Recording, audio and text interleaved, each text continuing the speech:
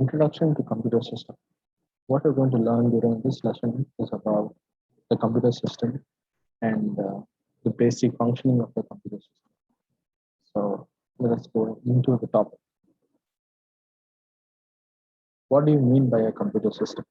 Computer is basically defined as any electronic machine that follows a set of instructions in order that it may be able to accept, gather data, and transform these into information. Okay, so that is a computer system. Okay, so even your calculator also can be considered as a computer system because it's able to accept the data that you are inputting the numbers, the operation, addition, subtraction, multiplication, etc. It's able to gather all of that and give you an output, right? So in the similar form, a computer like your laptop or your PC or your mobile phone is also considered as a computer from this point of view. Okay, what are the basic functions of the computer? A computer has basically four functions. That is the input. We're inputting something into the computer. Then it is going to process it. So you have the processing as one of the functions. Then you have the storage, where in your internal hard disk you have internal memory that you have, external memory that you have. All of these things are there as storage part of the function of the computer. And then you have the output, which is going to give you an output of the input and the processing that has taken place.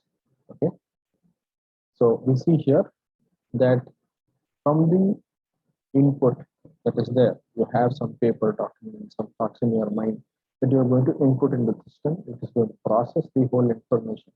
So once it processes the whole information, then we see an information that is coming output, right?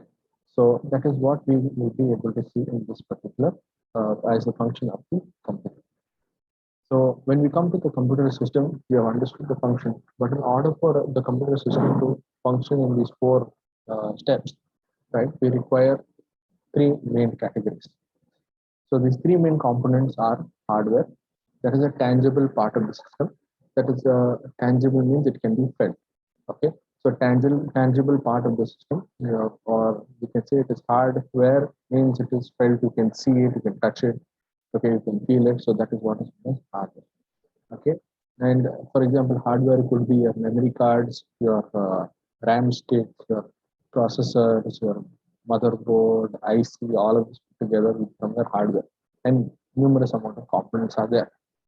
Then you have your software. So your software is basically not tangible. That means it cannot be felt, right? It cannot be felt. It cannot be seen, kind of. Okay, physically with your own eyes, you cannot see the software, but you can see the working of the software, right? So not cannot be felt. So hardware and software are very, very essential part. But in order for the hardware and software to function, it needs to be operated, and that is where people who use the system, who use the hardware and the software, and operate the computer system, write computer programs, analyze and design the whole information system that we have, information technology, come into this aspect known as peopleware. So this is what we consider as hardware, software, and peopleware. Okay, as the three main components of the information processing system. So what we learned earlier was the parts, I mean the functions of the computer, right? In terms of the input, processing, output, storage, and output. And now we have come to know how these things take place because of the various three components that we are studying here as the hardware, software, and the peopleware. Now, when the computer is functioning, we know that it is working in a binary system, that is ones and zeros. Since it is ones and zeros, we consider the system to be a bit as a unit of measurement of the system. And we many a times we be familiar with the word byte. So byte means 8 bits, okay? And 8 bits or 1 byte becomes the basic unit of measurement in the computer system. Okay, every character, that is the, let's say the letter A is represented in the computer system not as the letter A, but it is represented as a set of ones and zeros. This ones and zeros will be 8 1s and 0s, right? So I mean it will be 1 0 1 0, that is 4 1 0 1 0, so that becomes 8. So a set of 8 1s and 0s in any order will represent a character. Now this is a very basic understanding of it.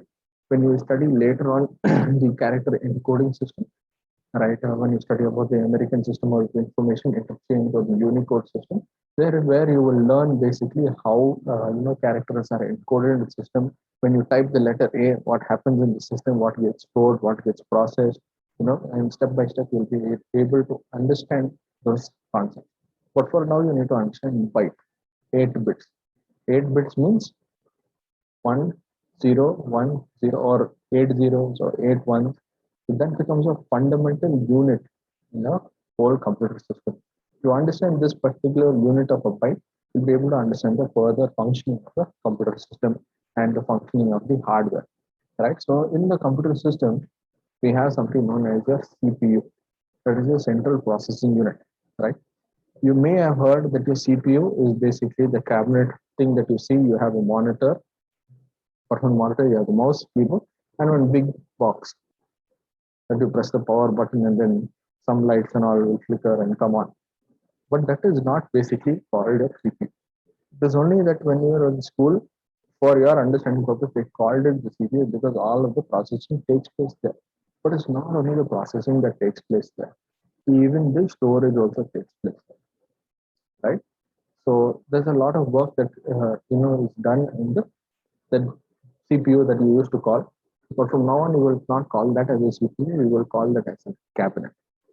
Okay. So in the cabinet is where you have all of these, most of these devices, right? The central processing unit that is there, that is the processor, Intel, AMD processors.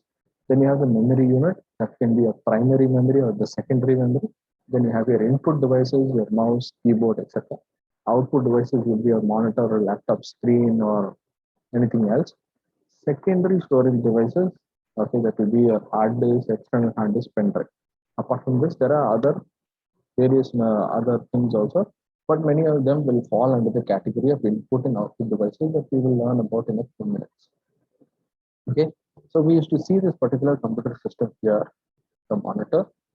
Yeah, maybe we will be thinking that we have not seen this in the present scenario in the year 2021. What we see is only mobile phones, right? And mobile phones and tablets, we can do much work similar to what they used to, much more than what they used to do using the computer system like these back then. Yeah. But then just to make you understand that this is what we used to call as the CPU. But inside the CPU was the major components that were there, the motherboard, the RAM, the hard disk, the processor, the power supply unit, that is giving power supply for your keyboard, for your mouse, for your, various other things. And everything is connected to this particular cabinet here. Keyboard is connected, mouse is connected, speakers are connected, the microphone is also connected to that. Your monitor also is connected. So where is the storage taking place? So CPU means central processing unit, means it is a processor.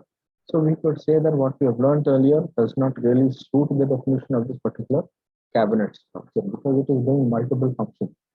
Okay, then you have the monitor or the laptop screen that we now have as laptops are more common, and the keyboard, mouse, and other input and output devices. Input devices like the microphone, output devices like your speaker. Okay. So what is the function of the CPU? CPU is to carry out, process the information. Whatever is input by the user is being processed by the computer. Okay, this is A. If I'm typing A in a Word document, I type A should come on the screen. All right. So what is the processor doing is it is reading A, converting it into the machine language. Okay. Whatever character system that it is using, converting it into binary form, into different bytes, bits, etc. Processing the whole information, then telling the computer to display this particular thing on the monitor. That is one particular function, and you get A. Similarly, for capital A also, you do something, you press caps lock and then you press A or you press shift and A together, you will get the uppercase A, right? So this particular process takes place by the central processing unit, which is performing a lot of basic arithmetic, logical input and output operations, taking the input, producing the output,